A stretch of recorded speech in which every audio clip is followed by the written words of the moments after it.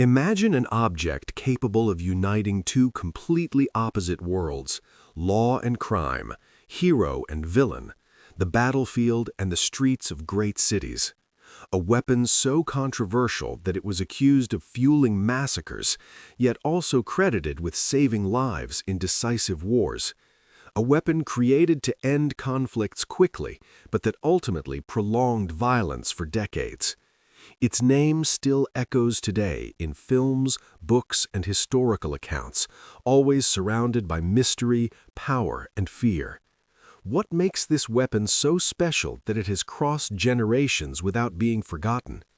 How did something designed to solve a military problem end up becoming one of the greatest symbols of chaos in the 20th century? This is the story of the Thompson, the weapon that forever changed the way wars were fought and lives were taken. Today, you will learn in depth the history of the Thompson submachine gun, known worldwide as the Tommy gun, the Chicago Typewriter, or the trench broom. Created with the intention of solving a specific military problem, it ultimately surpassed all expectations and became one of the most recognizable objects in the history of firearms. The origin of the Thompson dates back to 1918, when the First World War was nearing its end, but still held millions of soldiers trapped in muddy trenches across Europe.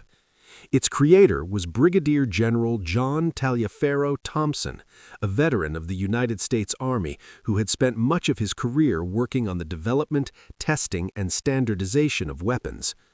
Thompson believed that the modern battlefield required something new, a weapon that combined mobility, continuous firepower, and ease of use, especially in close-quarters combat.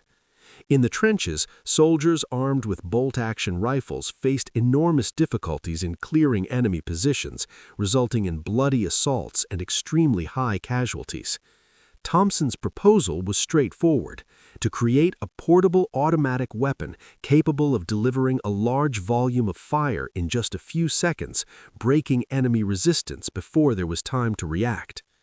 During the development of the project, Thompson became aware of the so-called Blish lock, a patent created by John Bell Blish that theoretically allowed the mechanism to function safely using the pressure of the shot itself, without complex gas systems. Although this technology later proved to be less revolutionary than expected, it was incorporated into the early models of the weapon. With financial support from businessman Thomas F. Ryan, Thompson founded the Auto Ordnance Company in 1916, a company dedicated exclusively to turning this idea into reality. The original name of the project left no doubt about its intention: Annihilator. The goal was to create a weapon that would dominate the battlefield at close range. Fate, however, was ironic. The First World War ended just 2 days before the first prototypes were ready to be shipped to Europe. Without the conflict that justified its creation, the Thompson had to find a new path. In 1919, Auto Ordnance decided to place the weapon on the civilian and military market. It was at this moment that the term submachine gun officially emerged, and the Thompson entered history as the first weapon to be marketed under that designation. The first model produced in series was the Thompson Model 1921. It fired the .45 ACP cartridge, the same used in U.S. military pistols, known for its high stopping power. The weapon had a high rate of fire, around 800 rounds per minute, and could use both box magazines and drum magazines with capacities of 50 or even 100 rounds. Visually, it was a robust weapon, made of machined steel and high-quality wood, which conveyed solidity but also resulted in considerable weight. The main obstacle to its early popularization was its price. In 1921, a Thompson cost around $200, an extremely high value for the time, equivalent to several $1,000s today. This drastically limited early sales, especially to armed forces seeking cheaper and simpler solutions. In addition, the weapon was difficult to control in continuous automatic fire, particularly for poorly trained shooters, and its effectiveness dropped rapidly at medium and long ranges. Even with these limitations, the Thompson began to attract attention. Its first use in combat occurred in 1921 during labor conflicts in West Virginia, including the famous Battle of Blair Mountain, one of the largest armed uprisings in U.S. history. In this context, the weapon demonstrated its devastating potential in close-range confrontations. Shortly after, the Thompson began to attract international interest. The Irish Republican Army, the IRA, acquired hundreds of units, using them both in the Irish War of Independence and in the Irish Civil War. Despite the psychological impact of the weapon, its practical effectiveness in these conflicts was limited by logistical factors, inadequate training, and the weight of the submachine gun itself. Throughout the 1920s, the Thompson began to appear in increasingly varied scenarios. It was adopted by some police forces, by the United States Postal Service, and with growing frequency by the criminal underworld. It was during the Prohibition era that the Thompson gained worldwide fame.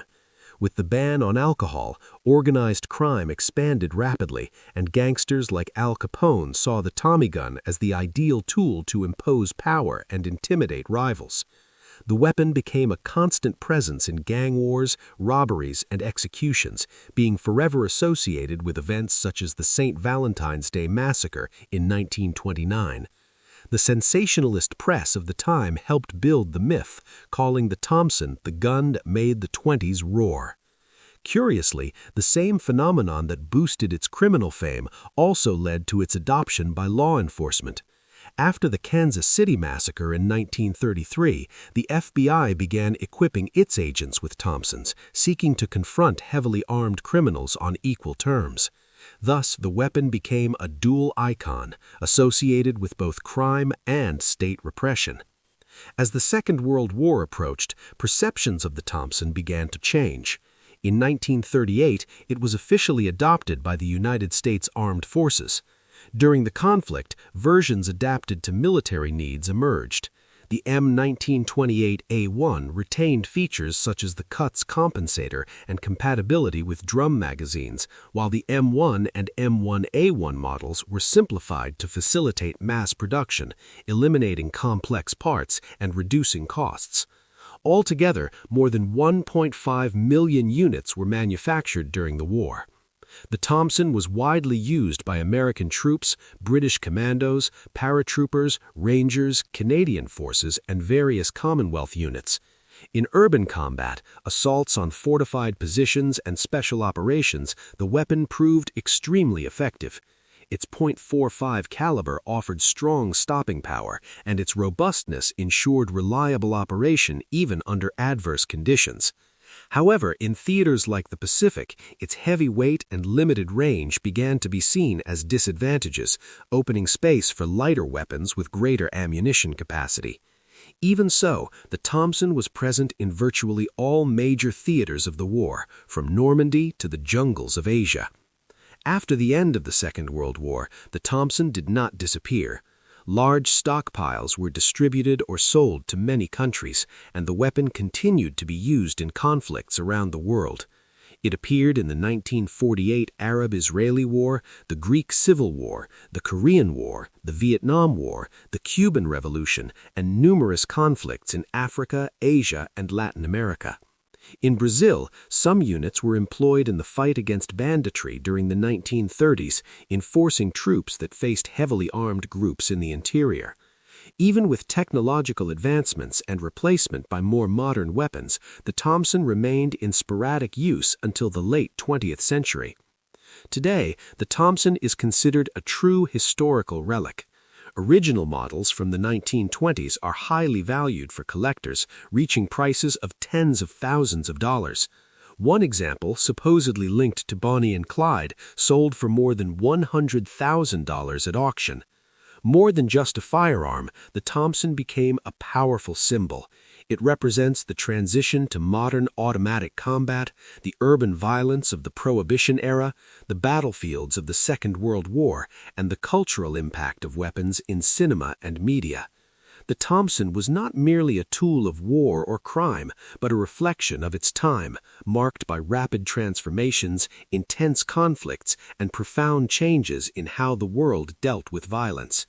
Created to sweep trenches, immortalized by gangsters, and consecrated on global battlefields, the Tommy gun remains to this day one of the most iconic and recognizable weapons in human history.